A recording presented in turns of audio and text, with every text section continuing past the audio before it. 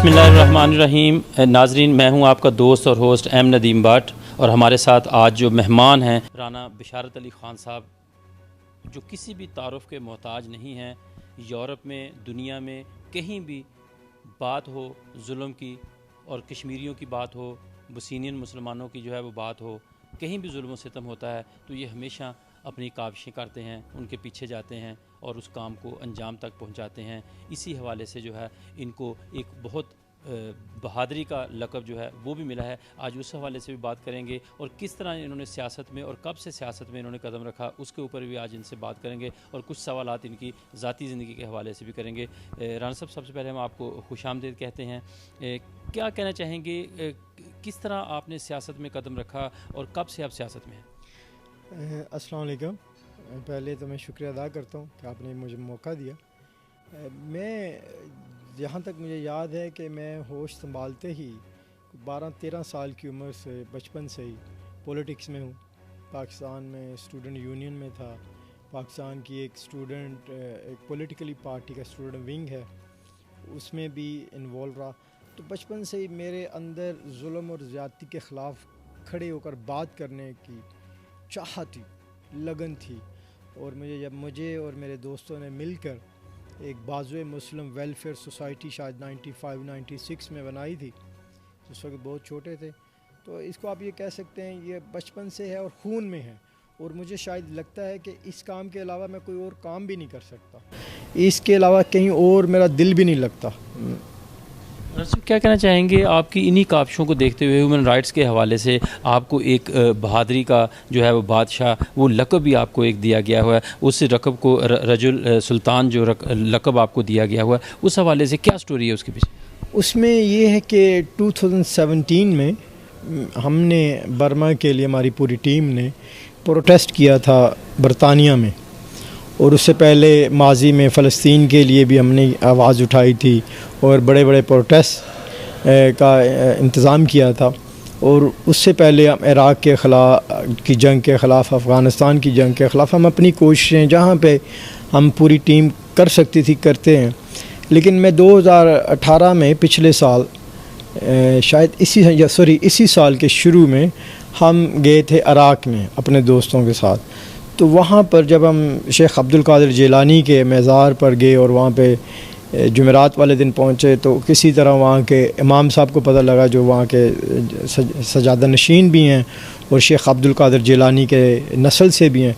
तो उन्होंने हमें दावत दी और जुमे के दिन, और जब दावत दी तो उस मौका पर उन्होंने कहा कि हमने आपके बारे में बहुत सुना। मेरे लिए खुशकिस्मती थी, मेरी पूरी ब्रिस्टल की टीम मेरे साथ थी। तो वहाँ पर फिर उन्होंने रजुल सुल्तान का ख़िताब दिया है, जो उसके 2 मायने बनते हैं, बादशाहों में एक बहादुर बादशाह। तो ये मेरे लिए, मेरा ख़्याल है कि अल्लाह ताला की तरफ से और मेरे दोस्तों की तरफ से मेरी उस मेहनत का नतीजा है, जो मैं पिछले 15 साल से इंसानियत की बका और इंसानियत की फ़लाह के लिए कर रहा हूँ। क्या कहना चाहेंगे, इस तरह के कामों के लिए लाज़मी बात है कि फ़ंड्स की ज़रूरत होती है, तो फिर फ़ंड्स आपको कहाँ से जनरेट करते हैं आप? अच्छा, ये एक क्वेश्चन मुझसे बड़ी दफ़ा पूछा जाता है। इसमें बट सब देखें, हर इंसान रोज़े क़यामत वाले दिन अल्लाह के सामने जवाब दे तो है ही, लेकिन कुछ चीज़ें ऐसी होती हैं जो हमारे लोग, क्योंकि हम पब्लिक लाइफ में हैं तो लोग जानना चाहते हैं फ़ंड्स। पहली बात, मैं किसी भी ऑर्गेनाइजेशन में आज तक ना तो मुलाजिम रहा हूँ और ना ही मैं वाबस्ता रहा हूँ फ़ाइनेंशियली। और उसके जो भी जितने भी अखराजात होते हैं, जितने भी चीज़ें होती हैं, मैं अपनी जेब से अफोर्ड करता हूँ। और इंशाल्लाह मेरी यही ख्वाहिश है कि मैं इसी तरह इंसानियत की खिदमत के लिए करता रहा हूँ, और क्योंकि यही मेरी ज़िंदगी है। इसके अलावा मेरी ज़िंदगी में और कोई दूसरी ख्वाहिशात नहीं हैं जो नॉर्मल इंसान की ज़िंदगी में होती हैं। मुझे लगता है कि जब मैंने अपनी ज़िंदगी वक़फ़ कर दी है इंसानियत के लिए, तो मेरा पैसा भी मेरे साथ ही वक़फ़ है। तो क्या कहना चाहेंगे, सियासत के साथ साथ, इंसानियत की खिदमत के साथ साथ, तो आप बिज़नेस भी रन करते हैं, तो फिर बिज़नेस को और इन कामों को किस तरह टाइम देते हैं? देखें, हम हर इंसान अपनी ज़िंदगी में कुछ तरजीहात बनाता है। कुछ कोई पहली लिस्ट पे होते हैं, कोई दूसरी लिस्ट पे होते हैं। मैं छोटी उम्र से ये जान गया था कि मैं अपनी ज़िंदगी को लोगों की बका और लोगों की फ़लाह बहबूद के लिए इस्तेमाल करना चाहता हूँ। تو میں نے اپنے آپ کو اس طرح ایڈجسٹ کیا ہے کہ میں اتنا سا ٹائم دے سکوں بزنس کو جس میں میں اپنی جو میری پہلی ترجیح ہے اس میں زیادہ توجہ دے سکوں. ہمارے جو نوجوان اوورال خصوصاً یورپ میں رہتے ہیں اس کو آپ کیا پیغام دینا چاہیں؟ دیکھیں, جو لوگ یورپ میں رہتے ہیں ان کے لیے ایک چیز میں کہنا چاہوں گا کہ Europe is land of opportunity. یہاں پہ انسانیت زندہ ہے, یہاں پہ قانون سب کے لیے برابر ہے, ایجوکیشن سب کے لیے اویلیبل ہے, موسٹلی یورپ میں شاید فری بھی ہے. تو نبی کریم صلی اللہ علیہ وسلم اور قرآن شریف میں یہ واضح طور پر فرمایا گیا ہے کہ تعلیم تعلیم تعلیم تعلیم تعلیم حاصل کرو, چاہے تمہیں چین جانا پڑے. جنگوں میں جب قیدی قید ہوتے تھے تو ان کو اس شرط پہ رہا کر دیا جاتا تھا کہ آپ مسلمانوں کو پڑھائیں تو آپ کو رہائی مل جائے گی. تو میرا خیال ہے کہ جو بھی لوگ ایجوکیشن میں یورپ میں رہ کے بھی اگر ایجوکیشن نہیں حاصل کر رہے ہیں, میرا خیال ہے وہ اپنے ساتھ اور اپنے آئندہ آنے والی نسلوں کے ساتھ زیادتی کرتے ہیں. ہمیں سب سے پہلے ایجوکیشن پر فوکس کرنا چاہیے. پھر یہاں کی سیاست, یہاں میں نہ وراثتی سیاست ہے, نہ پیسے کی سیاست ہے, نہ قبیلے کی سیاست ہے, نہ علاقے کی سیاست ہے, نہ دھڑے کی سیاست ہے. پرنسپل کی پولیٹکس ہے. آپ یہاں کی پولیٹکس میں اپنے آپ کو انگیج کریں اور اپنے آپ کو واضح پوزیشنوں پر لے کے آئیں, لیکن اس سے پہلے تعلیم ضروری ہے. انسانیت کی خدمت کے ساتھ ساتھ آپ اپنی ازدواجی زندگی کو جو ہے وہ کس طرح ہینڈل کرتے ہیں؟ اللہ کا شکر ہے. اگر مجھ سے پوچھیں گے تو میں تو کہوں گا کہ میں اپنے جس طرح اپنے بچوں کو اور اپنی فیملی کو ٹائم دیتا ہوں, میں مطمئن ہوں. ایک دفعہ میرے بیٹے نے مجھ سے ایک سوال کیا تھا کہ papa you make too many holidays.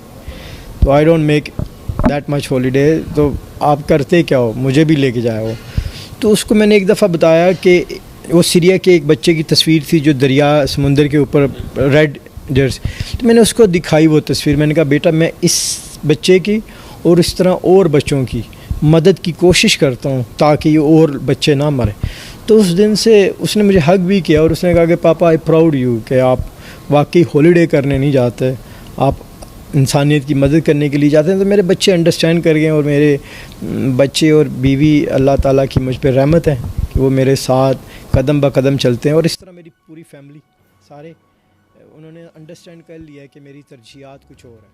Kashmir کے حوالے سے اس وقت کس قسم کی کاوشیں جو ہیں آپ کر رہے ہیں؟ یورپین پارلیمنٹ میں بھی آپ پریزیڈنٹ صاحب کے ساتھ گئے ہیں, یہاں بھی آپ ڈیلیگیشن کے ساتھ آئے ہوئے ہیں. تو کشمیر کے حوالے سے جو ہے کشمیریوں کو کیا پیغام دینا چاہیں گے اور انٹرنیشنل کمیونٹی کو کیا کہنا چاہیں گے؟ دیکھیں, انٹرنیشنل کمیونٹی کو ہم تبھی پیغام دیں گے جب ہم اکٹھے ہوں گے. ہمارا جب سے اپنے کشمیر کا شروع کیا ہم نے ایک چیز نوٹ کی ہے کہ کشمیر پر ہم ڈیوائیڈ ہیں, بٹے ہوئے ہیں. ہم کوششیں کر رہے ہیں لیکن ان کوششوں کو اکٹھا نہیں کیا جا رہا. تو اسی لیے ہماری جو ٹیم ہے اس نے یورپ فار کشمیر کے نام سے ایک پلیٹ فارم بنا چکے ہیں اور اس کو پورے یورپ کے جو 31 کنٹریز ہیں ان میں سیٹ اپ کریں گے تاکہ پورے یورپ میں ہم مشترکہ آواز کر سکیں, مشترکہ جد و جہد کر سکیں. تو اللہ تعالیٰ سے دعا ہے کہ ہم اس میں کامیاب ہوں. اگر ہم اس میں اکٹھے ہو گئے, دیکھیں جب آپ اکٹھے ہو جائیں گے تو آپ کی آواز بھی زیادہ مؤثر ہو جائے گی. جی ناظرین, بالکل یہاں پر آپ نے رانا صاحب کی جو باتیں ہیں وہ سنی. انہوں نے اپنی زندگی کے بارے میں ہمیں بتایا کس طرح وہ اپنی فیملی کو اور اپنے بزنس کو اور ساتھ ساتھ جو ہے ہیومن رائٹس کے حوالے سے انسانیت کی جو خدمت کر رہے ہیں. یہ ایک بہت بڑا کام ہے. اس کی نہ صرف اس دنیا میں انسان کو جو ہے وہ اس کی جزا ملتی ہے, آخرت میں بھی اس کی بڑی جزا ہے. اس لیے علامہ اقبال نے فرمایا تھا کہ ذرا نم ہو تو یہ مٹی بڑی زرخیز ہے ساکی. تو یہ پاکستانیوں کے اندر یہ جذبہ انسانیت کا یہ کوٹ کوٹ کر بھرا ہوا ہے. وہی جذبہ جو ہے وہ رانا بشارت علی صاحب اس جذبے کو لے کر پوری دنیا میں جاتے ہیں. انسانی حقوق کے حوالے سے اور انسانیت کی خدمت کے لیے یہ ہمیشہ پیش رہتے ہیں. اور اگلے پروگرام میں انشاءاللہ ہم ان سے مزید جو ہے وہ بات کریں گے تاکہ ہمارے ناظرین کو پتہ چلے کہ بھی ایک شخص جو ہے وہ اپنے بزنس اور بیوی بچوں کے ساتھ جو ہے وہ انسانیت کی خدمت کے لیے جو ٹائم نکالتا ہے یہ ایک بہت بڑی بات ہے. اسی کے ساتھ اپنے دوست اور ہوسٹ ایم ندیم بٹ کو اجازت دیجیے. اگلے پروگرام تک کے لیے اللہ حافظ. میں ہوں ایم ندیم بٹ اور میں رکھتا ہوں آپ کو یورپی دارالحکومت برسلز کی ہر خبر سے ہر لمحہ باخبر. تارکین وطن کی سیاست میں شمولیت اور اس کے اسرار و رموز, معاملات بین الاقوامی سیاست کے ہوں یا بین الاقوامی تحفظ کے, یورپ کے دیگر اہم ترین اور فیصلہ ساز اداروں کی ہر خبر سے ہر لمحہ باخبر. میں ہوں ایم ندیم بٹ.